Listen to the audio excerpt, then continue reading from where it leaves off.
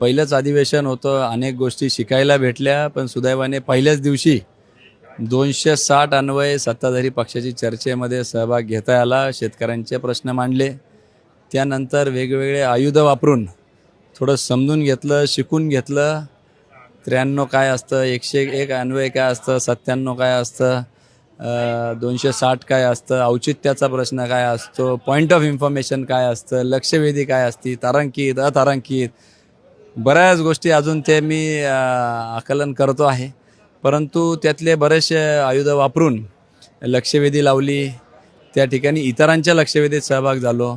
तारांकित प्रश्न लावता नाही आले, 45 दिवस आधी द्यायचं होतं म्हणून, परंतु इतरांच्या तारांकित प्रश्नामध्ये मांडले. पोखराचा विषय मांडला, शेतकऱ्यांचा विषय मांडला, महिला सन्मान, जी काय शेतकरी महिला सन्मान योजना शासनाने आणली त्याबद्दल त्या ठिकाणी सहभाग घेतला. आणि सहभाग घेण्यापेक्षा अनेक गोष्टी शिकायला भेटल्या. आणि म्हणून पहिलंच अधिवेशन असल्यामुळं शिकायला भेटलं, सगळ्यांशी संपर्क करायला भेटला. अनेक गोष्टी पत्राद्वारे विशेषतः मंत्री महोदयांकडं मागणी करता आली.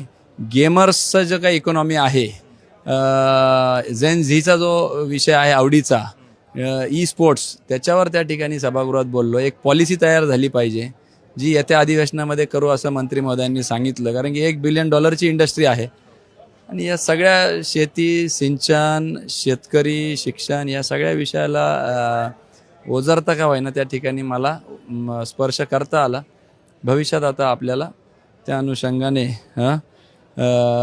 अजून काम करण्याची ऊर्जा खरं तर या अधिवेशनातून मिळालेली आहे.